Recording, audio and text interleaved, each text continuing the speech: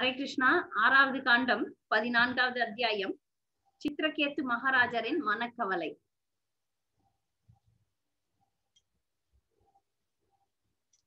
சென்ற அத்தியாயத்துல நம்ம பார்த்தோம், இந்திரன் எப்படி தன்னுடைய பாவ விளைவுகளுக்கான தண்டனையை அனுபவித்து மீண்டும் அவருடைய பதவிக்கு போயிட்டார். அடுத்து பரீட்சித் மகாராஜருக்கு ஒரு கேள்வி எழுந்தது. பொதுவா பக்தர்கள் யாரு பரமபதத்தை அடைவார்கள், யாரு ஆன்மீக உலகத்தை அடைவார்கள்னு பாத்தீங்கன்னா, அவங்க வாழ்நாள் முழுக்க பக்தி தொண்டை செய்து பக்தர்களால இருந்தவங்களுக்கு தான் இது சாத்தியமாகும். ஆனா இங்க ஒரு அசுரன் போர்க்களத்துல பகவானை பற்றி பேசுகிறான், தானே முன் இறக்க விரும்புகிறான். அவன் இறந்த பிறகு அவன் பகவானுடைய திருநாட்டை சென்று அடைகிறான். இதெல்லாம் ஆச்சரியமா இருக்கு பரீட்சித் மகாராஜருக்கு. ஒரு அசுரன் எப்படி ஒரு பக்தனானா, அசுர உடல்ல பக்தி தொண்டை எப்படி பேச முடியும்? ஆச்சரியமா இருக்கு. அசுரர்கள் பொதுவா பக்தர்களா இருக்கிறது இல்ல, அப்படியே அவங்க இருந்தாலும் ஏதாவது வேண்டிதான் அவங்க தவம் இருப்பார்கள். இது வேணும் அது வேணும்னு தவம் இருப்பார்கள். அப்படி அது வெற்றி பெற்ற பிறகு இந்த உலகத்துக்கு கெட்டதுதான் செய்வாங்க. ஆனா இவர் ஒரு வித்தியாசமான அசுரனா இருக்கிறான். இந்திரனை ஊக்கப்படுத்தி என்னை சீக்கிரமா கொன்று விடுவாயாகன்னு சொல்லி அந்த சண்டையில வீரமாக சண்டையிட்டு பகவானுடைய தியானத்தில் அவர் உடலை விடுறது ஆச்சரியமா இருக்கிறது அப்படின்னு சொல்லிட்டு பரீட்சித் மகாராஜர் ஆரம்பிக்கிறார். கற்றறிந்த பிராமணரே, ரஜோ மற்றும் தமோ குணங்களால் ஆக்கிரமிக்கப்பட்டுள்ள அசுரர்கள் பொதுவாக பாவிகளாகத்தான் இருப்பார்கள். அவ்வாறு இருக்க விருத்ராசுரன் எவ்வாறு பரமபுருஷராகிய பகவான் நாராயணரிடத்தில் இத்தகைய உயர்ந்த அன்பை பெற்றார்? அப்ப பிரபுபாதர் பொருளுரையில எழுதுறாரு, நீங்க ரஜோகுணம் தமோ குணத்தை விட்டு சத்துவகுணத்துக்கு வரணும், அதுக்கப்புறம் சுத்த சத்துவத்துக்கு போகணும், அப்பதான் பக்தி. அப்ப அதுக்கு பிரபுபாதர் மேற்கோள் காட்டுறார். இது மிக பிரசித்தி பெற்ற ஒரு ஸ்லோகம். எப்ப உங்களுக்கு பாவங்கள்லாம் ஒழிஞ்சி கொஞ்சமாவது புண்ணிய கர்மம், இந்த புண்ணியம்ன்றது நல்லா புரிஞ்சுக்கணும் பக்தர்கள். இது பக்தி புண்ணியம். நாம புண்ணியம்னா தான தர்மம் பண்ணோம், அநாத ஆசிரமம் கட்டணும், மருத்துவமனைகள் கட்டணும், இதை செய்தோம் அதை செய்தோம், அதெல்லாம் கிடையாது. இங்க பக்தி புண்ணியம் இங்க சொல்லப்படுறது பக்தி புண்ணியம். ஏஷாம் து அந்தகதம் பாபம் ஜனானாம் புண்ணிய கர்மானாம் தே துவந்த்வ மோக நிர்முக்தா பஜந்தே மாம் திருட்ட விரதாக. இந்த பிறவியிலும் முற்பிறவியிலும் புண்ணிய செயல்கள்ன்றது பக்தி புண்ணிய செயல்களில் ஈடுபட்டு எவர்களுடைய பாவ விளைவுகள் முற்றிலும் ஒழிக்கப்பட்டுள்ளனவோ, எவர்கள் மாயையின் இருமையிலிருந்து விடுபட்டுள்ளனரோ அவர்களே எனது அன்பு தொண்டில் உறுதியுடன் ஈடுபடுகிறார்கள். அன்பு தொண்டுக்கு வரணும், பக்தி தொண்டுக்கு வரணும்னா பாவ விளைவுகள்லாம் போயிருக்கணும், புண்ணியத்துக்கு வந்திருக்கணும், ரஜோகுணம் தமோ குணத்துக்கெல்லாம் போயிருக்கணும். அசுரர்கள்னாலே ரஜோகுணம் தமோ குணம் நிறைந்தவர்கள். இப்ப ஒரு அசுரன் பகவானை சென்று அடைவது ஆச்சரியத்தில்லாம என்ன ஆச்சரியமான விஷயம் தானே. அதனால அவர் கேட்கிறாரு, சத்துவகுணத்தில் நிலை பெற்றுள்ள தேவர்களும் பௌதிக சுகத்தின் அழுக்கிலிருந்து தூய்மை அடைந்துள்ள சிறந்த முனிவர்களும் கூட மிக அரிதாகவே பகவான் முகுந்தனின் தாமரை பாதங்களில் தூய பக்தி தொண்டை ஆற்றுகின்றனர். இது எப்படி ஒரு விருத்ராசுரனால சிறந்த பக்தனாக ஆக முடிந்தது? நீங்க பாருங்க, தேவர்கள் கூட, இப்ப நம்ம இந்திரனுடைய வாழ்க்கையை மிக விவரமாக பார்த்து கொண்டிருக்கிறோம். இந்திரதேவன் பல முறை அடி வாங்குறார், ஆனாலும் தூய பக்தி நிலைக்கு அவர் வரல. முனிவர்கள் பல கோடி ஆண்டுகளாக தவம் பண்றாங்க, அவங்களும் இந்த முகுந்தனின் பாத கமலங்களில் சரணடைவதில்லை. இது எப்படி ஒரு அசுரன் சரண் அடைஞ்சிருக்கிறானே, ஆச்சரியமாக இருக்கிறதுன்னு கேட்கிறார். இப்ப இந்த பகவத்கீதையில நம்ம பாக்குறோம் பாருங்க, பகுனாம் ஜன்மனாம் அந்தே, அது இங்க சொல்லப்பட்டிருக்குது. பல கோடி ஜென்மங்களுக்கு அப்புறம் தான் ஒரு ஜீவன் என்னன்னு ஆராய்ச்சி பண்ணுதான், பக்திக்கு ஆராய்ச்சி. அந்த ஜீவன்கள்ல ஒரு சிலர் ஞானம் பெறுவார்கள், அந்த ஞானிகள்ல ஒரு சிலர் தான் பக்தனாக மாறுவாங்க. அந்த பக்தர்களாக மாறினதுல ஒரே ஒருத்தர் தான் தூய பக்தரா மாறுவாங்க. அதுதான் இங்க பாகவதத்திலையும் பரீட்சித் மகாராஜர் கேட்கிறார். ஜட உலகில் எத்தனையோ அணுக்கள் உள்ளனவோ அத்தனை ஜீவராசிகள் உள்ளன. அவற்றில் மிக சிலவே மனிதர்கள். மேலும் அவர்களுள் சிலரே மத கோட்பாடுகளை பின்பற்றுவதில் ஆர்வம் கொண்டுள்ளனர். பௌதிக உலகத்தை பொறுத்த வரைக்கும் பக்திக்கு வர்றவங்க ரொம்ப ரொம்ப அரிது, ரொம்ப அரிது. மிக குறுகிய மக்கள் தொகை தான் வராங்க. அதுல பாருங்க, மத கோட்பாடுகளை கடைபிடிப்பவர்கள் மிக வெகு சிலர். அதுல முக்தி அடையணும்னு நினைக்கிறவங்க ரொம்ப குறைவு. அதுல பௌதிக வாழ்க்கையெல்லாம் விட்டுட்டு முக்திக்கு முக்தி அடையணும்னு நினைக்கிறவங்களும் மிக மிக குறைவு. அதுல வெற்றி பெறுவர்கள் மிக குறைவு. அதுல வெற்றி பெற்று அவர்கள் தூய பக்திக்கு வர்றது இன்னும் குறைவு. அததான் இங்க சொல்றார் பிரபுபாதர். அதை விளக்குறார். 4 வகையான மக்கள் இருக்கிறாங்க பொதுவா. கர்மிகள், ஞானிகள், யோகிகள், பக்தர்கள். இத நிறைய நம்ம பார்த்துட்டோம். பகவத்கீதையிலயும் பார்த்துட்டோம், பாகவதம்லயும் பார்த்துட்டோம். கர்மிகள் அப்படின்றவங்களும் ஏதோ ஒரு மத சடங்கு செய்வாங்க. ஆன்மீக வாழ்க்கை ஏதோ ஒண்ணு இருக்கும். பொதுவான இந்துக்கள்லாம் கர்மிகள் தான். ஏதோ ஒண்ணு செய்வாங்க. பிள்ளையாருக்கு போய் தேங்காய் உடைப்பாங்க, சரஸ்வதி பூஜைக்கு புத்தகங்கள்லாம் எடுத்துன்னு போய் பூஜை பண்ணுவாங்க. மாதிரி பூஜைகள், சமய சடங்குகள் எல்லா இந்துக்களிடமும் இருக்குது. அப்படிப்பட்டவர்கள்லாம் பக்தர்களா? ஆனா இல்ல, பக்தர்கள் வேற. இவர்கள்லாம் சமய சடங்குகள் செய்யக்கூடியவர்கள். எனக்கு இது வேணும் அது வேணும்னு இந்த உடலை பற்றி மட்டுமே நினைக்கக்கூடிய அறிவுள்ளவர்கள், அவ்வளவுதான். அவர்களை கர்மிகள்னு சொல்றோம். அடுத்தது ஞானிகள். இதை விட கொஞ்சம் அவங்களுக்கு தெரியும், இந்த ஜட உலகம் துன்பமானது, இந்த உடல் நித்தியமானது கிடையாது. ஆனா அவங்களுக்கு ஞானிகள் கிட்ட ஒரு ஆசை இருக்கிறது. நிறைய படிப்பாங்க. ஆனா அவர்களுக்கு தாங்களும் கடவுளாக வேண்டும், இல்ல அருவ பிரம்மத்துல போய் கலக்கணும் அப்படின்னு நினைக்கிறாங்க. அது உண்மையான ஞானத்துல இல்லாதவர்கள். பக்தி தலத்துக்கு வரலன்னா அவர்கள் உண்மையான ஞானிகள் கிடையாது. அவங்க பெரும்பாலும் மாயாவாதத்துக்கு போயிடுவாங்க ஞானிகள். அடுத்து யோகிகள் இருக்கிறாங்க. யோகிகள் பல பல ஆண்டுகள் தவம் இருப்பாங்க. என்னத்துக்குன்னா உடல் வலிமை பெற வேண்டும், இல்ல நான் அடுத்து சொர்க்கலோகத்துக்கு போக வேண்டும், இல்ல எனக்கு மாயாஜால மந்திர தந்திரங்கள் கிடைக்க வேண்டும், நான் பறக்க வேண்டும், நான் மிதக்க வேண்டும், இப்படி சில ஆசைகள். நான் சமூக சேவை செய்ய வேண்டும், நான் அதை பண்ணணும் இதை பண்ணணும், இப்படி உலகாய ஆசைகள் தான். அதுக்கு கடினமான தவம் இருப்பார்கள். அப்படிப்பட்டவங்க தான் பெரும்பாலும் யோகிகளாக இருப்பாங்க. இந்த கர்மிகளோ, ஞானிகளோ, யோகிகளோ இதெல்லாம் சரி கிடையாது. அடுத்தபடியான நான் கிருஷ்ணருக்கு தொண்டு செய்யணும், ஜீவேரே ஸ்வரூப் ஹய நித்திய கிருஷ்ணதாஸ், கிருஷ்ணனுக்கு நான் எப்போதும் நித்திய தொண்டன்றத உணர்றாங்க பாருங்க, அவங்கதான் பக்தர்கள். அது இந்த உலகத்துல மிக மிக மிக மிக குறைவு, மிக குறைவு. தூய பக்தியே பேசினா கூட அந்த தூய பக்தியை கடைபிடிப்பது, அந்த தூய பக்தியை அனுஷ்டிப்பது மிக மிக கடினமான ஒரு விஷயம். அததான் இங்க பரீட்சித் மகாராஜ் உணர்ந்து கேட்கிறார். ஒரு அசுரன் எப்படி தூய பக்தனா வந்தான்?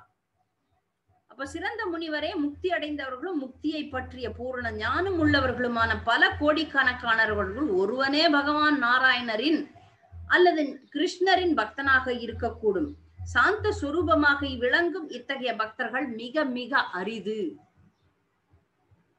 அப்போ பிரபுபாதர் இந்த பொருளுரையில விளக்கம் கொடுக்கிறார். முக்தி அடையணும் அப்படின்ற ஆசைய பக்தர்களுக்கு இருக்கிறது கிடையாது. பக்தர்களுடைய ஒரே குறிக்கோள் கிருஷ்ணரை திருப்தி செய்யறதுதான். முக்தி அடையறதுன்றது ஆன்மீக உலகத்துக்கு போறது, பகவானுக்கு தொண்டு செய்யறதுன்றது வேற. இந்த உலகாய துன்பங்கள்ல இருந்து விடுதலை பெறுவது அப்படின்றது வேற. இது ரெண்டுத்துக்கும் உள்ள வித்தியாசத்தை பக்தர்கள் புரிந்து கொள்ள வேண்டும். பகவானுக்கு தொண்டு செய்யணும், அதனால ஆன்மீக உலகத்துக்கு போகணும்னு நினைக்கிறது வேற. நான் இந்த உலகாய துன்பங்கள்ல இருந்து நான் விடுபட்டுணும் அப்படின்னு நினைக்கிறது கொஞ்சம் சுயநலமான ஒரு எண்ணம்.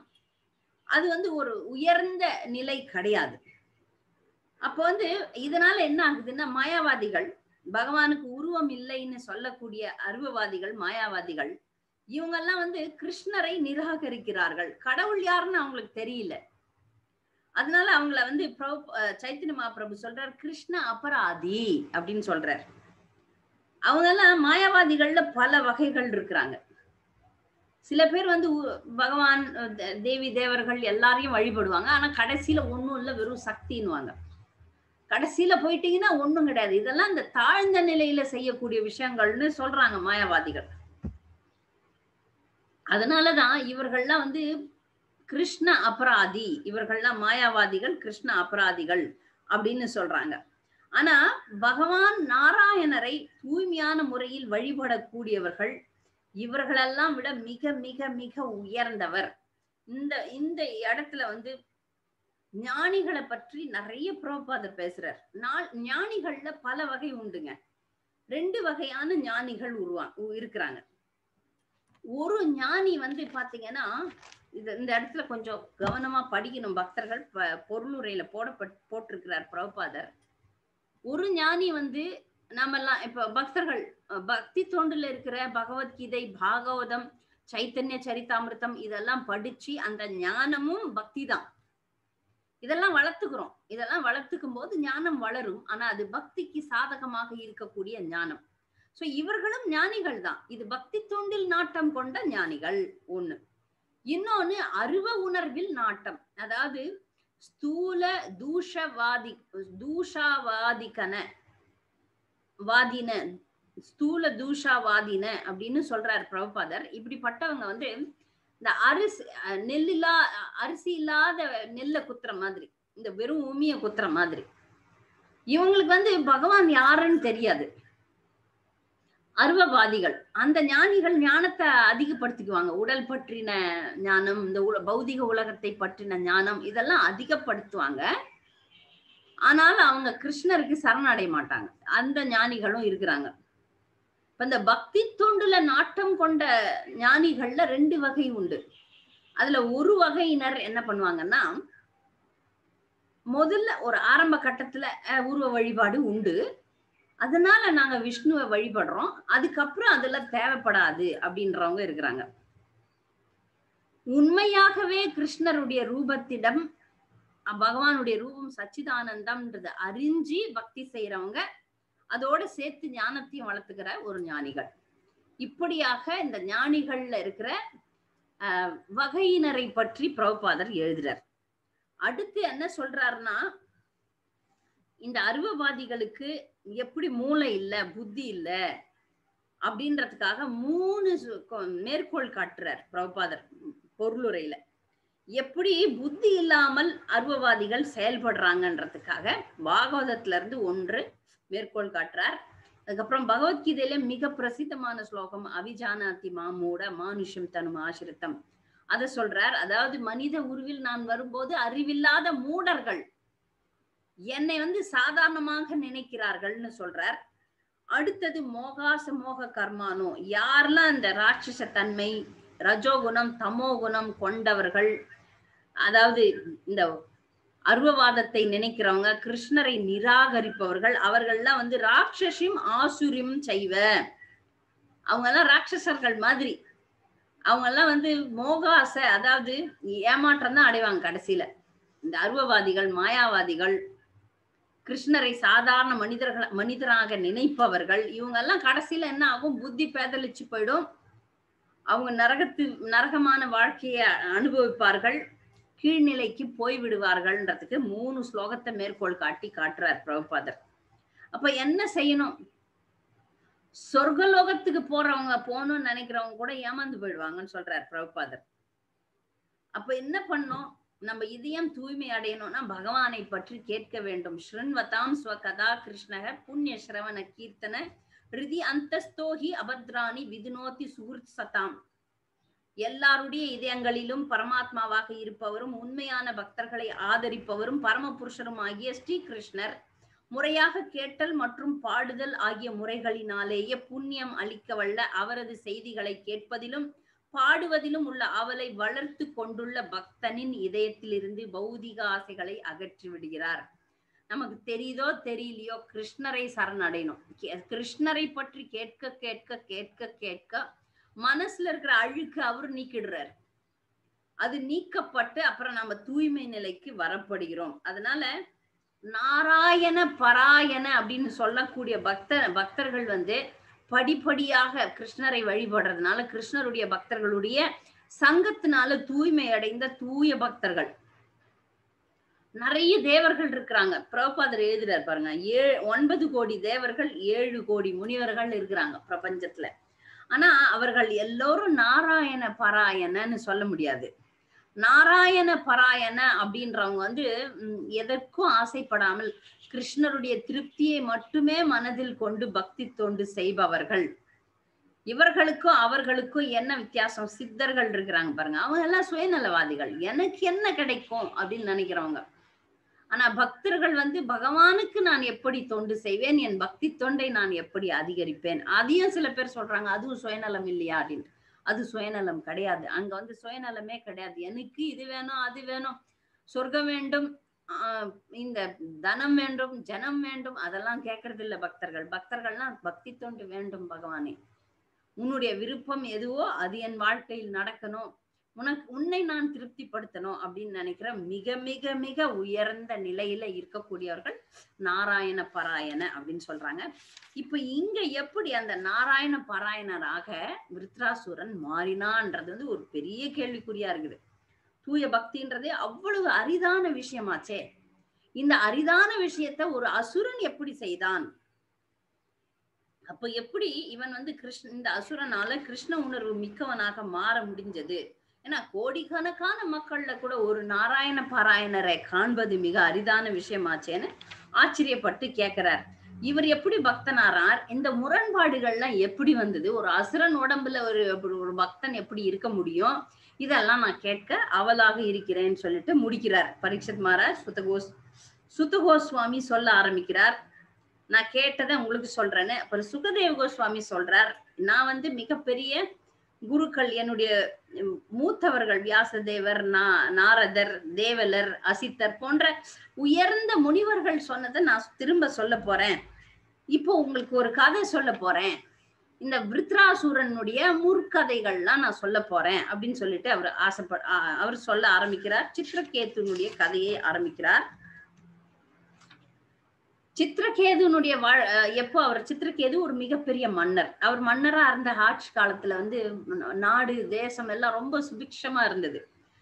நல்ல பக்த ராஜரிஷிகள் அடிக்கடி சொல்றதுதான், ராஜரிஷிகள் அரசாளும் போது நாடு சுபிக்ஷமாக இருக்கும். அது எந்த காலகட்டமாக இருந்தாலும் பரவாயில்ல, அது கலியுகமா இருக்கலாம், திரேதா யுகம், துவாபர யுகம், எந்த யுகமாக இருக்கலாம். ஆளும் மன்னன் ஒரு பக்தனாக இருந்தால், ஒரு ராஜரிஷியாக இருந்தால் சுபிக்ஷம் நடக்கும். இந்த சித்ரகேதனுடைய ஆட்சியில கூட பூமி வந்து ரொம்ப செழிப்பா இருந்ததாம். ஏன்னா அவன் வந்து மிக நல்ல மன்னன். அதனால மக்களுக்கு வந்து எந்த ஒரு குறையும் இன்றி எல்லாமே அமோகமா நடந்தது. எல்லாமே ரொம்ப நல்லாவே நடந்து கொண்டிருந்தது. மக்களுக்கு தேவையான மழை பெய்ந்தது, நோயின்றி மக்கள் வாழ்ந்தாங்க, திருப்தியாக வாழ்ந்தார்கள். அதெல்லாம் பிரபுபாதர் வந்து இந்த பொருளுரையில எழுதுறார். இதற்கு வந்து மிக சிறந்த மன்னர்களான யுதிஷ்ட மன்னர், பரீட்சித் மகாராஜர், பகவான் ராமச்சந்திரர் ஆகியோரெல்லாம் கோடிட்டு காட்டுறார். ராஜ ரிஷிகள் தான் இவங்களெல்லாம் சொல்லணும், சாதாரணமான அரசியல்வாதிகள் கிடையாது. அரசியல்வாதிகள் தாங்களும் பாவிகளாக இருப்பாங்க, மற்றவர்களையும் பாவத்துல தள்ளுறவங்களாக இருக்கிறார்கள். ஆனா இந்த ராஜரிஷிகள் தாங்களும் பக்தியில முன்னேறுவார்கள், மக்களையும் முன்னேற்றி கொண்டு செல்வார்கள். மேலும் மிருகங்களை கூட, இப்ப அம்பரீஷ் மகாராஜர் ஏகாதசி விரதம் தான் இருப்பார், அதே போல தன் நாட்டுல இருக்கிற எல்லா மிருகங்களையும் ஏகாதசி விரதம் வெறுக்க வைப்பார். இப்ப மிருகங்களையும் முன்னேற்றக்கூடிய அளவுக்கு மிக சிறந்த பக்தர்களாக ராஜரிஷிகள் இருந்ததுனால தர்மம் நிலைத்தது. தர்மம் நிலைக்கும் போது நாட்டுல பஞ்சம்லாம் இருக்குமா? இருக்காது. அப்போ அந்த சித்ரகேதுக்கு நிறைய மனைவிகள். ஒரு கேள்வி பக்தர்களுக்கு எப்போ கேள்வி வந்துடும், நானே பதில் சொல்லிடுறேன். நிறைய மனைவிகள் எப்படி இருக்க முடியும்? ஒருத்தனுக்கு ஒருத்தி தானேன்னா யாரெல்லாம் இப்ப கலியுகத்துல கூட எந்த யுகத்திலும் ஒரு தகுதி வாய்ந்த சத்திரியன் பல திருமணங்களை செய்து கொள்ளலாம். இது சாஸ்திரப்படி அங்கீகரிக்கப்பட்ட ஒரு விஷயம். அவன் மன்னன் ஆகியதனால அவனுக்கு வந்து நிறைய மனைவிகள் இருந்தது. குழந்தை இல்லாத காரணத்தினால நிறைய மனைவிகளை அவன் திருமணம் செய்து கொண்டான். ஆனா யார்கிட்டயும் ஒரு குழந்தையும் பிறக்கல. எல்லாமே இருந்தது அவர்கிட்ட உயர்குடி இருந்தது, ஐஸ்வர்யம் இருந்தது, கல்வி, செல்வம், எல்லா சொத்துக்கள், மிக சிறந்த மன்னன், அதனால எல்லாமே இருந்தது. நிறைய அழகிய மனைவிகள் இருந்தாங்க. ஆனா துரதிர்ஷ்டவசமாக ஒரு குழந்தை இல்லை, ஒரு மகன் இல்லை. அப்படின்னும் போது இங்க பிரபுபாதர் பொருளுரையில சாணக்கிய பண்டிதன் சொல்றார், புத்திரஹீனம் கிரகம் சூன்யம். புத்திரஹீனம் கிரகம் சூன்யம் அப்படின்னு உடனே பக்தர்கள் பயந்துடக்கூடாது, எனக்கு புத்திரன் இல்லையே மாதாஜி, அப்ப கிரகம் சூன்யம்னா இந்த மாதிரி விதிகள்லாம் கர்மகாண்ட விதிகள். புத்திரன் எதுக்கு வேண்டும்னா அவங்க அந்த தாய் தகப்பன் போனதுக்கு அப்புறம் அந்த புத்திரன் வந்து பித்ருக்களுக்கு செய்யக்கூடிய அந்த பிண்டதானம் செய்வான். அப்படி செய்யும் போது அவர்களுக்கு வந்து அவங்க வந்து நரகத்துக்கு போகாமல் வேற எங்கேயும் கஷ்டப்படாமல் அவர்களுக்கு அடுத்த பிறவி அமையும். அதுக்குதான் புத்திரன் வேண்டும் அப்படின்னு சொல்லிட்டு சொல்லப்படுது. ஆனா இந்த விதிகள்லாம் பக்தர்களுக்கு கிடையாது. பக்தர்கள் எப்போ வந்து ஆன்மீக பாதையில் தீவிரமாக இறங்கி விட்டோமோ, 16 மாலைகளை ஜபிச்சு 4 விதிமுறைகளை கடைபிடித்து குரு பரம்பரையில் தீட்சை பெற்று விட்டோமோ, அப்பெல்லாம் இந்த மாதிரி விதிகள்லாம் பக்தர்களுக்கு வராது. இப்ப சித்திரகேது ஒரு நல்ல மன்னன், நல்லபடியாக அரசாண்டான். ஆனா அவனுக்கு வந்து ஒரு நல்ல காலம் வருது. பகவான் வந்து ஒரு ஜீவனை தன் பக்கம் இழுக்கணும்னா சில திட்டங்களை சில சோதனைகளை கொடுப்பார். இப்ப சித்திரகேது மன்னர் வந்து ஒரு கர்மகாண்டி மாதிரி நடந்துகிறார். ஆனா அவருக்கு மிக சிறந்த பக்தர், மிக சிறந்த நிலையை அடையக்கூடிய தகுதி பெற்றவர். அதனால கிருஷ்ணர் அவரை வட்டம் போட்டார். இவரை எப்படியாவது நம்ம பக்கம் இழுத்துடலாம், அதனால சோதனைகளை கொடுப்பார். அவர் வாழ்க்கையில பல விஷயங்கள் நடக்க போகுது. அதனால குழந்தை இல்லையே அப்படின்றது வந்து ஒரு பெரிய வேதனையாக அவருக்கு இருக்குது. இவ்வளவு விஷயங்கள் இருந்தும் எனக்கு வந்து ஒரு குழந்தை இல்லையே அப்படின்னு நினைக்கும் போது, இப்ப பாருங்க, இந்த மாதிரி விஷயங்கள்லாம் உலகத்துல எத்தனையோ பேருக்கு குழந்தை இல்லாத இருக்குது. அங்கெல்லாம் முனிவர்கள் வந்து வாழ்த்து சொல்றது கிடையாது. எவ்வளவு பேருக்கு இல்ல. அங்க அந்த முனிவர் வந்து காட்சி அளிக்கிறாரா? இல்ல. இப்ப சித்திரகேதுக்கு அது நடக்குதுன்னா பகவான் வந்து அந்த சித்திரகேதுவை தன் பக்கம் இழுப்பதற்காக ஏதோ ஒரு திட்டமிடுகிறார்ன்றதுதான் புரியுது. அதுக்கப்புறம் கடைசி வரைக்கும் படிக்கும் போது புரியும். மிகப்பெரிய திட்டத்தை இந்த பக்தனுக்காக பகவான் தீட்டி இருக்கிறாருன்னு. முதல்ல ஒரு அடி கொடுப்பார். ஒரு ஜீவன் வரலன்னா பட்டுன்னு ஒரு அடி வைப்பார். அதுக்கும் அடிக்கலாம், அந்த பக்கம் ஒரு அடி விழும். அப்புறம் அடி வந்ததுக்கு அப்புறம் சரணாகதி அப்படின்னு விழ வேண்டியதுதான். இப்ப அந்த அடிதான் சித்திரகேது வாங்க போறாரு. இப்ப நீ மன்னன், உனக்கு எல்லாம் கொடுத்துருக்குறேன், ஆனா நீ என்ன பண்ணும், பக்தி பண்ணணும்னு கிருஷ்ணருடைய எதிர்பார்ப்பு. ஆனா சித்திரகேதுக்கு அது புரியல. நான் மிகப்பெரிய மன்னன், எனக்கு ஒரு குழந்தை வேணும், ஒரு ஆண் வாரிசு வேணும். அப்ப மன்னன்னா அவனையும் மன்னன் ஆக்கிடலாமே அப்படிதான் பொதுவா நினைப்போம் இல்லையா? அதே மாதிரிதான், அதே தவறுதான் சித்திரகேது செய்யறாரு. அவருக்கு அடி கொடுக்கறதுக்கு பகவான் ஆள் அனுப்பிச்சிடுறாரு. அங்கிரர் வர்றார். இந்த கதையை வந்து நுணுக்கமா நம்ம கவனிக்கணும். நிறைய அண்டர்லைன், கோடிட்டு படிக்கவும் அப்படின்னு சில விஷயங்கள்லாம் வருது. அது கவனமா இருக்கணும். அப்போ இவர் வந்து முனிவர் வந்த உடனே, இவர் தான் மிகப்பெரிய ராஜரிஷி இல்லையா? வந்த உடனே அவருக்கு தேவையான எல்லா உபசாரங்களையும் செய்யறார். வாங்க அப்படின்னு சொல்லிட்டு பாத சேவனம் செய்யறார், அவரை வழிபடுகிறார், அவருக்கு தேவையான உணவுப் பொருட்கள் எல்லாத்தையும் தரார். அதுக்காக வரல ஆங்கீரர். அது நல்லா நினைச்சுக்கணும். பக்தர்கள் வந்து மிகப்பெரிய முனிவர்கள், மிக தூய பக்தர்கள்லாம் வந்து இல்லறத்தார்களுடைய வீட்டுக்கு வர்றது அவங்களுக்கு நன்மை செய்வதற்கே தவிர தனக்கு ஏதாவது கிடைக்குமான்ட்டு இல்லை. இப்ப நவீனகான போலி சாமியார்கள்லாம் இருக்கிறாங்களே, அந்த மாதிரி கிடையாது. இவர்கள் வந்து இவங்களுக்கு நல்லது செய்யணும்னு தான் இவங்க வீட்டுக்கு அவர் வர்றார். அப்போ சித்திரகேது வந்து அடக்கத்தோடவும் ரொம்ப பண்பாட்டோடவும் அவரை வந்து வணங்கி அவரை வந்து பேசுறார். அவரை வணங்கி நிற்கும் போது அங்கீரர் கேட்கிறார், அரசே எப்படி பாருகிற நீ அப்படின்னு சில விஷயங்கள்லாம் சொல்றார். இப்போ ஒரு ஜீவன் நல்லா இருக்கணும்னா என்னங்க நல்லா இருக்கணும்? ஒரு ஜீவராசி நல்லா இருக்கணும். அதுக்கு 7 விஷயங்கள் இருக்கணுமா, நல்லா இருக்கணுமா. அந்த 7 விஷயங்கள் வந்து சூக்ஷ்ம உடல், ஸ்தூல உடல், ரெண்டுத்தையும் சேர்த்து பாத்தீங்கன்னா பஞ்சபூதங்களாலான அந்த 5 புலன் பொருட்கள் இருக்கு. அது வந்து தன்மாத்திரான்னு சொல்லப்படுது. நான் பலமுறை பக்தர்களுக்கு இதெல்லாம் சொல்லி கொடுத்தாச்சு. அதனால சுருக்கமா சொல்றேன், கேள்வி கேட்பேன், நீங்க கண்டிப்பா அடுத்த வாரம் பதில் சொல்லணும். பௌதிக சக்தி, அகங்காரம், 5 புலன் பொருட்கள், இதெல்லாம் சேர்ந்து 7வது. இந்த 7ம் வந்து நல்லா இருந்தா ஜீவராசி நல்லா இருப்பான். அதே போல ஒரு மன்னன் எப்படி இருக்கணும்னா, தனக்கு வந்து ஒரு குரு இருக்கணும், மந்திரிகள், ராஜ்யம், கோட்டை, பொக்கிஷம், குடும்பம், நண்பர்கள், இந்த 7 விஷயம் இருந்தா மன்னன் நல்லா இருப்பான். இதெல்லாம் நல்லா இருக்கா அவங்க வீட்டுல உங்ககிட்ட அப்படின்னு சொல்லிட்டு கேக்குறார். இதெல்லாம் நலன் விசாரிக்கிறார். பொதுவா நம்ம நலன் விசாரிக்கும் போது எல்லாம் நல்லா இருக்குதாப்பா, எவ்ரி திங் இஸ் ஃபைன் கேட்பாங்க. ஆமா, அடிக்கடி கேட்பாங்க. எல்லாம் நல்லா இருக்குதா, நல்லா இருக்கிறியா, நல்லா இருக்கிறியா, சௌக்கியமா இருக்கிறியா. நம்ம சௌக்கியமா இருக்கிறோமோ இல்லையோ நல்லா இருக்கிறோம்னு பதில் சொல்லுவோம். உள்ள 1000 பிரச்சனை இருக்கும், ஓடிக்கொண்டிருக்கும். நல்லா இருக்கும், நல்லா இருக்கும். இதுதான் வந்து ஒய்யார கொண்டையா, உள்ள பார்த்தா ஈரும் பேணுமா. வெளிப்புறமா நம்ம கேட்கும் போது அது வேற சொல்லி கொடுக்குறாங்கல்ல, இந்த மோட்டிவேஷனல் ஸ்பீக்கர்ஸ் எல்லாம் சொல்லி சொல்லி தராங்க. உனக்கு துன்பமே இருந்தா கூட வெளியே சிரிக்கணும், ஹான்னு சிரிக்கணும், மலர்ந்த முகமா இருக்கணும், இதெல்லாம் சொல்லி தராங்க இல்லையா? அந்த மாதிரி இது நாமெல்லாம் வெளிப்பூச்சா பௌதிக உலகம்ன்றதே துன்பங்கள் நிறைந்ததுதான். மன்னனுக்கு இல்லாத குறை இல்லை, ஆனா குழந்தை இல்லை. அதனால உள்ள மிகப்பெரிய வேதனை. ஆனா அதை வந்து அவ்வளவு நாள் தாங்கி தாங்கி பாக்குறார். அங்கீரர் வந்து என்னப்பா உனக்கு விஷயம் அப்படின்னு கேட்டுடுறாரு. கேட்கும்போது இவரு உடஞ்சிடுறாரு. உடஞ்சி போய் பதில் சொல்லிடுறாரு. எனக்கு எல்லாமே இருக்கு, ஆனா எனக்கு வந்து குழந்தை இல்லை. நீங்க வந்து எல்லாத்தையும் கேட்கிறார். வரி பணம் எல்லாம் வருதா, ஏன் உன் கவலையா இருக்கிற நீ, உனக்கு எல்லாமே இருக்கா அப்படின்னும் போது அதெல்லாம் இல்லை, எந்த காரணமும் இல்லை, எதிரிகள் கிடையாது, மக்கள்லாம் நல்லா இருக்கிறாங்க, குறை எதுவும் இல்லை, ஆனால் எனக்கு ஒரு வாரிசு இல்லை. நீங்க மிகப்பெரிய முனிவர், எல்லாத்தையும் அறிந்தவர், எனக்கு வந்து ஒரு வழி காட்டுங்க, எனக்கு வந்து இதை செய்யுங்க அப்படின்னு சொல்லிட்டு கேட்கிறார். அதனாலதான் நான் வந்து உங்களை கேட்கறேன் அப்படின்னு சொல்லி, இதெல்லாம் எனக்கு ஒண்ணும் பண்ண முடியாது. இப்போ வந்து ஒருத்தனுக்கு வந்து பசி, அழகான ஒரு உதாரணத்தை சித்திரக்கேது சொல்றாரு அங்கீரருக்கு. இப்போ ஒருத்தனுக்கு பசி வருது, தாகம் வருதுன்னா அவனுக்கு போய் நீங்க பட்டாடை கொடுக்குறீங்க, என்ன அவனுக்கு வந்து சந்தன மாலை போடுறீங்க, அப்படிலாம் போடும்போது அவன் சந்தோஷமா இருப்பானா?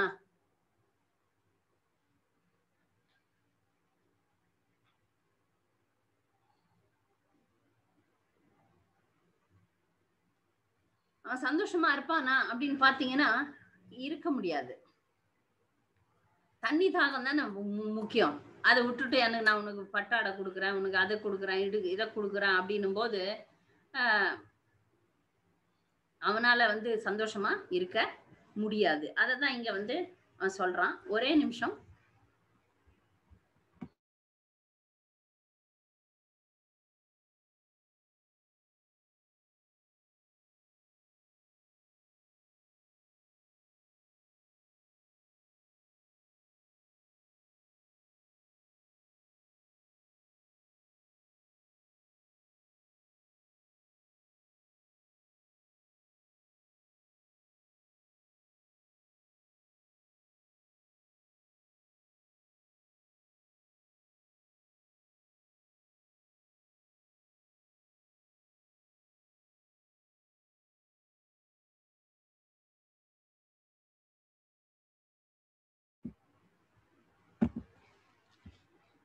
ஹரே கிருஷ்ணா, மன்னிக்கணும். அப்போ ஒரு தாகமும் பசியும் உள்ள ஒரு மனிதன் தனக்கு வந்து எதை வேணும்னு கேட்பான். பொண்ணு பொருள் இதெல்லாம் தண்ணி தான்பா முதல்ல கொடுக்கணும் அப்படின்னு. அதே போல இந்த மன்னனுக்கு எல்லாம் இருந்தும் குழந்தை இல்லாதனால எனக்கு குழந்தை தான் வேணும் அப்படின்னு சொல்லிட்டு தீவிரமா இருக்கிறார். அதை கேட்கிறார். நாங்க எங்க சந்ததியே நரகத்துக்கு போகுமோ, எங்களுக்கு ஒரு ஆண் வாரிசு இல்லையே, அதனால என்ன ஆகுமோ அப்படின்னு சொல்லிட்டு அவர் புலம்புறார். அதனால எங்களுக்கு யாரு பிண்டதானம் செய்வாங்க, அதனால எங்களுக்கு வந்து பிண்டதானம் செய்யறதுக்கு ஒரு ஆள் வேணும், ஒரு ஆண் மகன் வேணும், அதுக்கு நீங்க வழி பண்ணணும், நீங்க பெரிய முனிவர் ஆச்சே, முக்காலத்தையும் அறிந்தவர் ஆச்சேன்னு அவரும் சரி.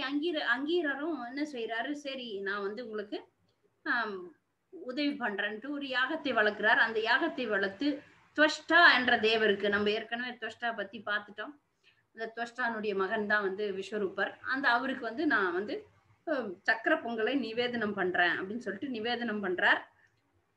அந்த யாகத்துல கிடைக்கக்கூடிய அந்த பிரசாதத்தை ஒண்ணு என்ன பண்ணிருக்கணும், எல்லா ராணிகளுக்கும் கொடுத்துருக்கணும். எப்பவுமே இந்த பங்கு போடுறது வரும்போது பிரச்சனை தாங்க.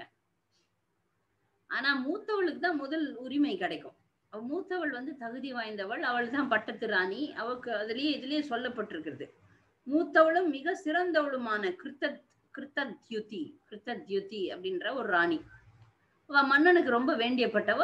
அதனாலதான் அந்த மன்னன் ஒரு மனைவி ஆவறதுக்கு, பட்டத்து ராணி ஆவறதுக்கும் ஒரு தகுதி உண்டு. அதற்கு முன்புறவில அவ போல புண்ணியங்கள் எல்லாம் பண்ணியிருப்பாள். அதனால அவளுக்கு வந்து அந்த வரம் பிரசாதம், அந்த இது பிரசாதம் கொடுத்தாங்க. அவளுக்கு வந்து மிகவும் அதை வந்து நீ பெற்றுக்கொள், இதனால உனக்கு வந்து ஒரு மகன் பிறப்பான். இந்த பிரசாதத்தை அவளுக்கு கொடுத்ததுக்கு அப்புறம் கண்டிப்பா உனக்கு ஒரு மகன் பிறப்பான். ஆனால் அந்த மகன் உன்னுடைய இன்பத்திற்கும் துன்பத்திற்கும் காரணமாவான். இதுதான் முக்கியமானது. அப்ப மன்னனுக்கு மண்டையில ஏறல. நம்ம கூட கல்யாணம் எல்லாம் நிறைய பண்ணி வைக்கிறோம் நாங்கெல்லாம். அப்ப நாங்க சொல்லுவோம், அப்பா நீ பிரம்மச்சாரியா இருக்கிற, அப்படியே பிரம்மச்சாரியா இருந்துட்டு சந்தோஷமா நல்லா இருப்ப, நீ என்னவோ ஆசைப்பட்டு எதுக்கோ ஆசைப்பட்டு வரையா, மாயா வந்து திரும்ப திரும்ப அடிக்கிறதுக்கு தயாரா இருக்குது. கேட்கறது இல்ல, நம்ம எல்லாம் கேட்கறது கிடையாது. அதே போலதான் குழந்தைகள் பெத்துக்கிறதுக்கு கூட நிறைய நிறைய முறை குழந்தைகள், நான் கூட குழந்தை இல்லாதப்ப ரொம்ப ஓன்னு வச்சு ஒப்பாரி வச்சு புலம்பி அழுவும் போது ஒரு மூத்தவர் சொல்வாரு, அம்மா குழந்தை இல்லைன்றது ஒரே பிரச்சனை தான், குழந்தை வந்துச்சுன்னா 1000 பிரச்சனை. உண்மை அது. குழந்தை இல்லை என்பது ஒரு பிரச்சனை, குழந்தை வந்த பிறகு 1000 பிரச்சனை வரும். இதெல்லாம் பக்தர்களோ மூத்தவர்களோ சொன்னா நம்ம மண்டைக்கு ஏறாது. அனுபவிக்கும் போதுதான் அது மண்டைக்கு ஏறும். இங்க வந்து சித்திரகேதுக்கு சொல்றாங்க, வேணாப்பா இது வேண்டாத முயற்சின்னு சொல்லாம சொன்னாரு. ஆனா ஒரு வார்த்தையும் வச்சுட்டாரு உள்ள, இங்க வச்சுட்டாரு, ஒரு ஒரு புள்ளி வச்சிருக்கிறாரு. இது பின்னாடிதான் சித்திரகேதுக்கு புரியும். இந்த குழந்தை அர்ஷசோக்கு, உன்னுடைய அர்ஷ அப்படின்னா சந்தோஷம், சோக அப்படின்னா உன்னுடைய துன்பத்தும், உன்னுடைய இன்பம் துன்பம் ரெண்டுத்துக்குமே காரணமாயிடும். பிரபுபாதர் ஒரு அழகான பொருளுரை எழுதுறாருங்க. எனக்கு குழந்தையே இல்லாத இருக்கிறத விட ஒரு கெட்ட குழந்தையாவது என் குழந்தையா இருக்கட்டுமே அப்படின்னு நினைப்பாங்களாம் மக்கள். அது ரொம்ப துன்பமானது. ஒரு கெட்ட குழந்தை வந்து உன்னை திருப்பி திருப்பி செருப்புல அடிக்கும் போதுதான் தெரியும், அடடா இதுக்கா நான் ஆசைப்பட்டேன், அது குழந்தையே இல்லாம நிம்மதியா இருந்திருக்கலாம், ஜாலியா இருந்திருக்கலாமே அப்படின்னு தோணும். ஆனா அதெல்லாம் இந்த அனுபவங்கள்லாம் படணும், பட்டாதான் சிலதெல்லாம் புரியும். அது வரைக்கும் புரியாது, அது வரைக்கும் புரியாது. இந்த உலகத்துல எல்லாரும் குழந்தைய வச்சுங்க, எல்லாருக்கும் அதேதான், எல்லாரும் அதேதான் அனுபவிக்கணும் தான். அது இந்த வயசுல இது மாதிரி இந்த மாதிரி மருமக வந்தா கஷ்டம், மாமியார் வந்தா கஷ்டம், அது வந்தா கஷ்டம், இப்படி எல்லா கஷ்டங்களையும் அனுபவிச்சு கடைசியில வானப்பிரஸ்தா வரும்போதுதான் நமக்கு இல்லப்பா இப்போவாது உணர்ந்துடணும், வானப்பிரஸ்தாக்குள்ளவாது இந்த உணர்வுகள்லாம் வந்துடணும். ஓ உலக வாழ்க்கை இப்படிப்பட்டதுதான், போதும் போதும், இனியாவது சரணடைய வேண்டும் அப்படின்றதுக்கு நிலைக்கு சித்திரகேதுவை கொண்டாட போறாங்க. அவருடைய பகவான் வந்து திட்டம் தீட்டிட்டார். அந்த ஒரு அனுபவத்தை சித்திரகேதுக்கு கொடுக்குறாங்க. இப்ப வந்து எப்படி அக்னி கிட்ட இருந்து, அக்னியிடம் இருந்து சிவபெருமானின் விந்துவை பெற்ற பிறகு அந்த கிருத்திகா தேவி, இந்த பாகவதத்துல சொல்லுது, கிருத்திகா தேவி தான் கார்த்திகேயனுடைய தாய் அப்படின்னு சொல்லிட்டு, அவள் எப்படி குழந்தைய பெற்றாலோ அதே போல சித்திரகேது கிட்ட இருந்து கிருத்தத்யுதி ஒரு அழகிய ஆண்மகனை பெற்றெடுக்கிறாள். அழகிய ஆண்மகன் கிடைச்ச பிறகு என்ன, எல்லாத்தையும் உலகத்துல இருக்கிற எல்லாத்தையும் மறந்துட்டு சித்திரகேதுவும் கிருத்தத்யுத்தியும் ஒரு ஆனந்த பேரானந்த நிலையில இருக்கிறாங்க. அந்த நாட்டு மக்களும், ஆனா அந்த நாட்டு மக்களுக்கும் மன்னனுக்கு ஒரு சந்தோஷம்னா அவங்களுக்கும் சந்தோஷம் தானே, எல்லாரும் சந்தோஷப்படுறாங்க. ஒரு குறிப்பிட்ட மக்களை தவிர. யாருன்னு பார்ப்போம். கிருத்தத்யுத்தி வந்து பட்டத்து ராணி, அவளுக்கு குழந்தை பிறந்துச்சு. ஆனா அதனால மன்னன் வந்து அவளுக்கே முக்கியத்துவம் தரா, ஏன்னா அவகிட்ட தானே குழந்தை இருக்கு. மற்ற ராணிகள்லாம் ஒதுக்கி வைக்கப்பட்டுறாங்க. இங்கதான் பாருங்க சாதாரண மக்களா இருக்கிறாங்க. இந்த பொறாமைன்றது வந்து எப்படி ஒரு மிகப்பெரிய தீயாக வளர்கிறதுன்றதை பார்க்கலாம். அவர்களுக்கும் நன்மை செய்யாது, தனக்கும் செய்யாது, மற்றவங்களுக்கு செய்ய விடாது. தான் சந்தோஷமா இல்லைன்னா மற்றவங்களும் சந்தோஷமா இருக்கக்கூடாதுன்ற எண்ணத்துல இந்த பொறாமை தீ வேலை செய்யுது. ஆனா கடைசியில அவங்களும் தானே கஷ்டப்படணும். அதனால அவர்கள் வந்து அந்த குழந்தைக்கு விஷம் வைத்து கொன்று விடுகிறார்கள். இந்த மற்ற ராணிகள்லாம் நாங்கெல்லாம் வேலைக்காரிங்களா, வேலைக்காரியை விட கேவலமாக நடத்துறாங்களே, ஒதுக்கிட்டாரே அப்படின்ற ஒரு எண்ணம்லாம் மற்ற ராணிகளுக்கு வரவே அந்த குழந்தை தூங்குற நேரமா பார்த்து, யாரும் இல்லாத நேரமாக பார்த்து விஷம் கொடுத்து அந்த குழந்தைய கொன்னுடுறாங்க. கொல்லும் போது அந்த வேலைக்காரி போய் பாக்குறா, அவ தாய் நினைச்சுக்கிட்டு இருக்கிறா குழந்தை தூங்குதுன்ட்டு. நேரம் தூங்கட்டும். அப்புறம் ரொம்ப நேரம் தூங்குறானே போய் பாருமானோன்னு வேலைக்காரி நான் மடிந்தேன்னு அவ விழறா. ஏன்னா நாம சொல்லி நாம தான் கொன்னுட்டோமோன்ற பயம் அவளுக்கு. அதனால அவ மயக்க அடிச்சு விழறா. ஆனா கண்டுபிடிக்கிறாங்க அவ ஒன்னும் பண்ணலன்னு. ராணி வந்து பாக்குறா, ராஜா வந்து பாக்குற, ராஜாவால ஒரு அடி எடுத்து வைக்க முடியல. இதே சந்தோஷத்துக்கும் துன்பத்துக்கும் காரணமாக போறான்றது இதுதான்னு தெரியாது. இப்ப ராணி வந்து கடவுளையே பகவானையே நிந்திக்க தொடங்குறார். அதுதான் நம்ம பொதுவா, இதெல்லாம் சாதாரண மக்கள். இந்த இறப்புக்கு பகவானை நிந்திக்கிறது வந்து ஒரு சாதாரண தனம். ஏன்னா எப்போ ஒரு ஜீவன் பறக்குதோ அது எப்போ இறக்க வேண்டும்ன்ற நாள் வந்து குறிப்பிடப்பட்டிருக்கிறது. நமக்கு அலாதியான துன்பம் வருவது உண்மைதான். மரணம்ன்றது நெருங்கியவர்களின் மரணம். நமக்கு மரணம் வந்துச்சுன்னா நமக்கு தெரியாது, நிம்மதியா போயிடலாம். அதனால பிரச்சனையே கிடையாது. நமக்கு மரணம் வந்தா ஒன்னும் பிரச்சனை கிடையாது. ஆனா நமக்கு வேண்டியவர்களுக்கு மரணம் வரும்போதுதான் அதை நம்மால தாங்க முடியாது. இது உண்மைதான், இது உண்மைதான். ஆனால் கடவுளை நிந்திக்க முடியாது. ஏன்னா இந்த சட்ட திட்டத்தை தான் இந்த பௌதிக உலகத்துல அவர் போட்டிருக்கிறாரு. நாம எப்ப உன்னோட நான் இருக்க மாட்டேன், கடவுளோட நான் இருக்க மாட்டேன்னு சொல்லிட்டு இங்க பௌதிக உலகத்துக்கு வந்துட்டோம் இல்லையா, இந்த சட்ட திட்டத்தெல்லாம் அனுபவிச்சுதான் ஆகணும். நான் அனுபவிக்க மாட்டேன், எனக்கு பிறப்பு வேண்டாம் இறப்பு வேண்டாம்லாம் சட்டம் எல்லாம் நாம போட முடியாது. நாம் கற்றுண்டவர்கள். அப்போ கிருத்தத்யுத்தி அந்த ஞானம் இல்லாமல் கடவுளையே நிந்திக்கிறா. நீ என்ன கடவுள், எப்படி மகன் இருக்கும்போது தந்தை இருக்கும்போது மகன் சாகலாமா, இது இல்லையா அது இல்லையா, இதெல்லாம் பொதுவாக சாதாரண மக்கள் கடவுளுக்கு கண் இல்லையா, நான் சாமி கும்பிட்டனே, அது பண்ணனே இது பண்ணனேன்னு சொல்றாங்க. நான் ஒரு ஜீவன் வரும்போது பிறக்கும் போது இறப்பும் நிர்ணயிக்கப்படுகிறது. அது இவ்வளவு காலம் இப்படி வாழ வேண்டும் என்பதும் இங்கு நிர்ணயிக்கப்படுகிறது. நாமெல்லாம் கட்டுண்ட ஜீவாத்மாக்கள் என்பதை எப்போதும் நினைவில் கொள்ள வேண்டும். அந்த நினைவு இல்லாத காரணத்தினால அந்த தாய் கிருத்தத்யுத்தி அழுகிறாள், புரண்டு புரண்டு அழுகிறாள். சித்திரகேது மிகப்பெரிய சோகத்துல விழுந்துடுறார். இது பகவான் சித்திரகேதுக்கு தீட்டிய திட்டம் இல்லையா, அதனால அடுத்ததையும் அவரே தீட்டுறாரு. அடுத்த திட்டமும் நாரத முனிவரும் அங்கீரரும் சேர்ந்து வராங்க. முதல்ல வரம் கொடுக்கறதுக்கு அங்கீரர் மட்டும் வந்துட்டாரு. இப்போ ஆறுதல் படுத்தணும்ல, அவர் ஒருத்தரால முடியாது. அதனால கூட வேற சப்போர்ட்டுக்கு எடுத்துன்னு வர்றாரு. பாருங்க, சந்தோஷத்தை கொடுக்கறது யாருன்னா ஈஸியா சுலபமா கொடுத்துடலாம். ஆனா அந்த துன்பத்தை நீக்கணும்ன்றது இப்ப சித்திரகேது அவ்வளவு சுலபமா வர முடியுமா என்ன? துன்பத்துல இருந்து சந்தோஷத்தை சுலபமா வாங்கிக்கிறோம், ஆனா துன்பத்தை சுலபமா எடுக்க முடியாது இல்லையா? அவ்வளவு கஷ்டம். இப்ப சித்திரகேது இந்த கஷ்டத்துல இருந்து எடுக்கணும்னா 2 பேர் தேவைப்படுது. அதனால நாரத முனிவரும் அந்த இடத்திற்கு வந்து விடுகிறார். இதுல பல விஷயங்களை பிரபுபாதர் சொல்றார். பொருளுரையில விளக்கமாக சொல்கிறார். எப்ப நமக்கு கர்ம வினைகள் போகும் அப்படின்னும் போது, தூய பக்தி தொண்டு செய்யும் போதுதான் கர்ம வினை போக முடியும். அது வரைக்கும் கர்ம வினையில பிறப்பு இறப்பு நிர்ணயிக்கப்பட்ட நேரத்துல நடக்கும். அதெல்லாம் நம்ம அனுபவிச்சுதான் ஆகணும். அதுல இருந்து விடுதலை கிடையாது. கர்ம வினைகளை எதிர்த்து நிற்க முடியும் தூய பக்தியினால. ஆனா பக்தர்கள் அதை கூட நீக்கு கிருஷ்ணான்னு கேட்கறது கிடையாது. அது உயர்ந்த நிலை. எப்ப அந்த மாதிரி துன்பங்கள்ல இருந்து எல்லாம் நமக்கு விடுதலை கிடைக்கும்னா, தூய பக்தி செய்யும் போது பௌதிக உலகத்தினுடைய கடினமான நிலையை நம்ம புரிந்து கொள்ளும் போது தாங்கிக் கொள்கிற மனநிலையும் கிருஷ்ணர் கொடுப்பார்.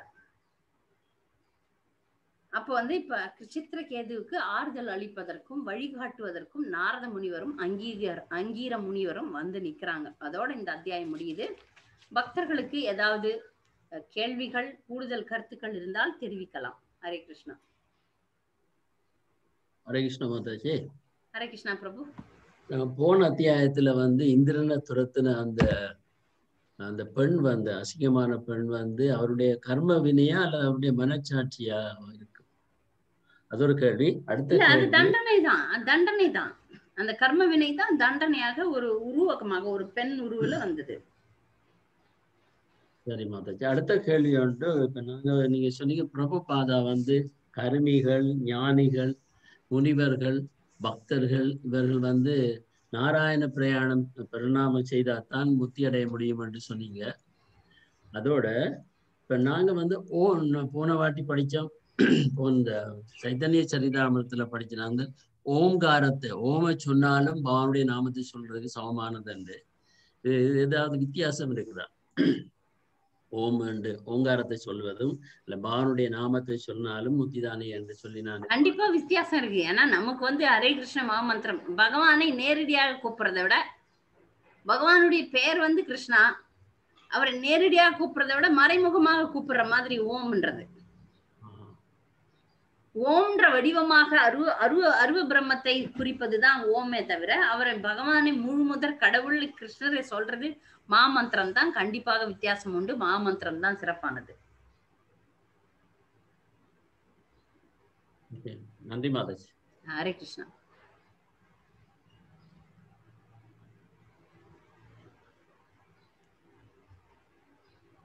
வேற ஏதாவது கேள்விகள்?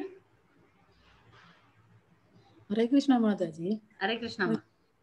ஒருத்தர் என்னட்ட கேட்டாரு, சைத்தன்ய சரிதாமிர்தம் படிச்சுட்டு சைத்தன்ய மகாபிரபு எல்லா டெமிகாட்ஸ்டையும் போனாரு, பிள்ளையார் முருகன் எல்லாம் போனாரு, அப்ப நாங்களும் போகலாம் அப்படின்னு சொல்லி. அதை பற்றி நீங்க என்ன சொல்றீங்க மாதாஜி? தெளிவாக நம்ம வந்து இப்போ ஒரு தேவரையோ தேவருடைய கோயிலையோ நம்ம பார்க்கும்போது தெளிவான மனநிலையில இருக்கணும். அவர்கள்லாம் மதிக்க தகுந்தவர்கள், பகவானுடைய சேவகர்கள். சைத்தன்ய மகாபிரபு அவர்கள் எல்லாம் முழு முதற் கடவுள் நான் சொன்னாரு. அவர் போனாரு, வணங்கினார், மரியாதை கொடுத்தார், அவ்வளவுதான். அவர் என்னைக்கு நாங்களும் போய் மரியாதை கொடுக்கணும், அப்படியா? அதற்காக அவர் அந்த வழியில இருந்ததுனால அதுக்காக பிரத்யேகமாக அவர் பெரும்பாலும் அவர் வந்து விஷ்ணு கோயில்களை தான் தரிசித்தார். விஷ்ணு கோயிலை தான் தரிசித்தார். வழியில வரக்கூடிய சில முக்கியமான கோயில்களை அவர் வந்து பார்த்தார். பிரத்யேகமாக தேவி தேவர்கள் கோயிலுக்குன்னே யாத்திரை போனார்னு சொல்ல முடியாது. அவர் போனார் அந்த வழியில. இப்ப ஸ்ரீரங்கம் போற வழியில இது இருந்தது, இது என்ன, காளஹஸ்தி திருப்பதி பக்கத்துல காளஹஸ்தி, அதனால காளஹஸ்தி போனார். அஹோபிலம் பக்கத்துல அந்த ஸ்ரீசைலம் இருந்தது, அதனால ஸ்ரீசைலத்துக்கு போனார். அஹோபிலம் தான் மெயின் கோயில் அவர் போனது. பக்கத்துல ஸ்ரீசைலம் இருந்ததுனால ஸ்ரீசைலத்துக்கும் போனார். அதனால அவர் வந்து பிரத்யேகமா ஸ்ரீசைலத்துக்கே போனார், அவர் ஒரு சிவபக்தர் அப்படின்லாம் சொல்ல முடியாது. வழியில இருந்த தேவர்களை அவர் மரியாதை கொடுத்தார். நாமளும் மரியாதை கொடுக்கலாம். ஆனா இது பாருங்க, இந்த கேள்வியே அவங்க வந்து ஒரு குறுக்குத்தனமா இருக்கு. கிருஷ்ண பக்தர்கள் வந்து எல்லாரையுமே மதிப்பாங்க. நம்ம பக்தி சித்தாந்த சரஸ்வதி தாக்கூர் ஒரு தர்காக்கு போனார் அப்படின்னு சொல்லிட்டு எங்க குருதேவர் வந்து ஒரு தர்காக்கும் போயிருக்கிறார் போன வருஷம். எனக்கு ரொம்ப ஆச்சரியமா இருந்தது. தூய பக்தர்கள் வழிபாட்டு ஸ்தலங்கள், அந்த இடத்துல ஒரு பிரசித்த பெற்ற வழிபாட்டு தலம், அது ஒரு தூய்மையான இடம்னு மரியாதை கொடுக்குறாங்க. ஆனா அதுக்கே சரணாகதியா ஆகிறது கிடையாது. ஸ்ரீ சம்பிரதாயத்துல என்ன சொல்றாங்கன்னா, ஆணையே துரத்தினாலும் ஆலயத்துல போக கூடாது அப்படின்னு சொல்றாங்க. அப்படி அது காரணம் என்னன்னா, நம்ம வந்து தெளிவாக இருக்கு. சைத்தன்ய மகாபிரபு தெளிவாக இருந்தார். அதனால இப்ப அந்த தேவி தேவர்களுடைய கோயில்களுக்கு போனாலும் அவர் வந்து அவைஷ்ணவராகவோ இல்ல கிருஷ்ணர் இல்ல இவங்க எல்லாம் கூட எல்லாரும் சமம் அப்படின்ற ஒரு எண்ணத்தோடவும் இல்ல. அவர்கள்லாம் மரியாதை கொடுத்தாரு, அவ்வளவுதான். நாமளும் மரியாதை கொடுக்கலாம். அந்த அளவுக்கு சாதாரண மக்களுக்கு வந்து அப்படி தெரியாது இல்ல. பக்தர்களும் வந்து பக்கத்துல இருக்கிற தேவி தேவர்களுடைய கோயில்களுக்கு போவது உண்டு, நேரம் இருந்தால். அந்த இடத்துல வந்த மிக பிரசித்தமான கோயிலாக இருந்தால் போறது தப்பு கிடையாது. ஆனா அங்க வந்து நம்ம அபக்தர்களோட சங்கம் கொள்ளக்கூடாது, கர்மிகளோட சங்கம் கொள்ளக்கூடாது. அங்கதான் பிரச்சனை வருது. அதுக்குதான் நமக்கெல்லாம் சொல்லி இருக்கிறாங்க தேவி தேவர்களுடைய கோயிலுக்கு போகக்கூடாதுன்றது காரணம் மெயினா இதான். உதாரணத்துக்கு நம்மளே ஒரு காளி மாதா கோயிலுக்கு போறோம்னு வச்சுக்கோங்களேன், அங்க ஆடு மாடு கோயில் எல்லாம் வெட்டுவாங்க இல்லையா? அதெல்லாம் பார்க்க வேண்டிய துர்பாகிய நிலை ஏற்படும். அதனாலதான் இதெல்லாம் வேண்டாம் அப்படின்னு சொல்றது. நாங்க திருப்பதிக்கு போயிருக்க மாதாஜி, வழியில ஒரு திருத்தணியே தான் இந்த டெம்பிள் திருத்தணி. அத போகாமல் திருப்பதி போறதுக்கே நேரம் இல்லாதப்ப எப்படிங்க திருத்தணிக்கு போக முடியும்? திருப்பதி பெருமாளை பார்த்துட்டா எல்லாரையும் பார்த்த மாதிரி அப்படிதான் நான் நினைக்கிறது. அப்படிதான் நாங்க போனாங்க. நாங்க திருத்தணிக்கு போக இல்லை, அப்படியே நேர பகவானே பார்த்துட்டோம். அப்படிதான் நான் என்னுடைய நினைவு. பக்தி வெங்கடாஜலபதி இருந்தா ஓகேன்னு. நமக்கு நேரமே இல்லையே. ஃபர்ஸ்ட் ஆஃப் ஆல் இந்த காலகட்டத்துல ஓடுற காலகட்டத்துல நம்ம திருப்பதி போறதுக்கே நேரம் இல்லை. நம்ம திருத்தணி அந்த மாதிரி சின்ன பழனி நிறைய ஊர் இருக்குங்க, நிறைய திருத்தலங்கள் இருக்கு தேவி தேவர்களுடைய. நமக்கு நேரம் இல்லை. ஆனா இப்ப இந்த மாதிரி கேள்வி ஒருத்தர் கேட்கிறாரு அப்படின்னாலே அவர் வந்து முழு தூய பக்தி நிலைக்கு வரவே இல்லைன்னு அர்த்தம். அப்படி வரலன்னா தான் இந்த புரிதல் இல்லாம இந்த மாதிரி ஏடா கூடமா கேள்வி கேட்பாங்க. புரிதல் உள்ள பக்தர்கள் எங்க இருந்தாலும் நான் வந்து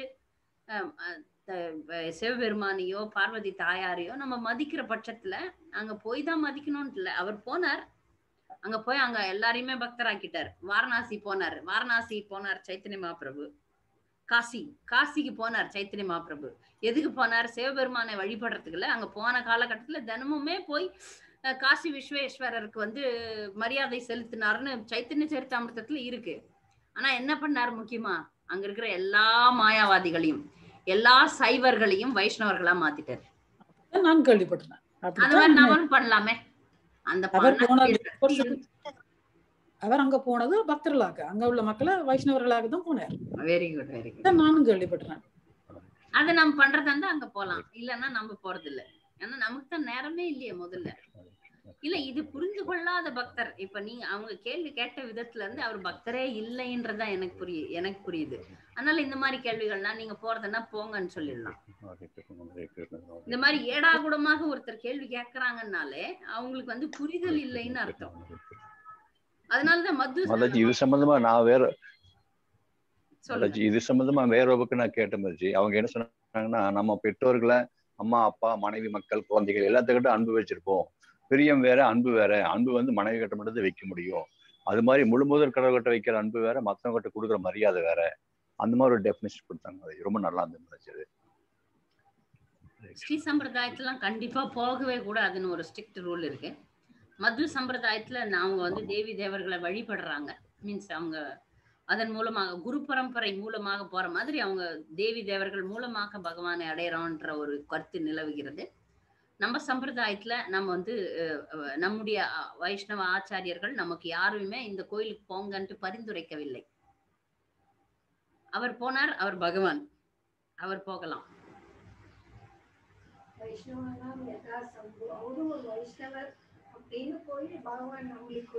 இல்ல அவர் தேவி தேவர்கள் கோயிலுக்கு கூட போனார் சைத்தன்ய மகாபிரபு. அதனால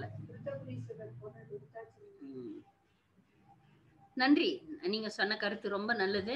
பகவானுக்கும் மற்ற தேவி தேவர்களுக்கும் உள்ள வித்தியாசத்தை உணர்ந்தவர்கள் அதை செய்யலாம். வேற ஏதாவது கேள்விகள்? நன்றி மாதாஜி.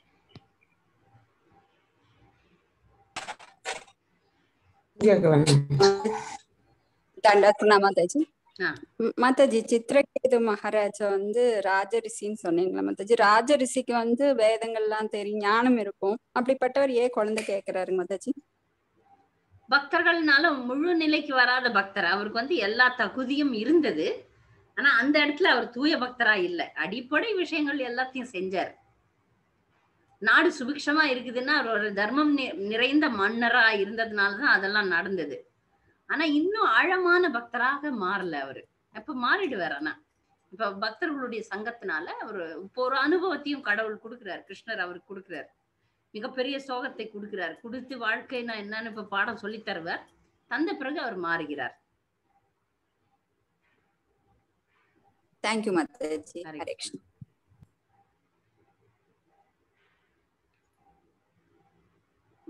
பக்தர்களுக்கு மிக்க நன்றி. நம்ம நாளைக்கு வந்து 9 மணிக்கு சந்திக்கலாம். கேள்விகள் ஏதாவது இருக்கா? யாரோ? ஓகே. வாஞ்சா கல்பதருபஸ்ய கிருபா சிந்தே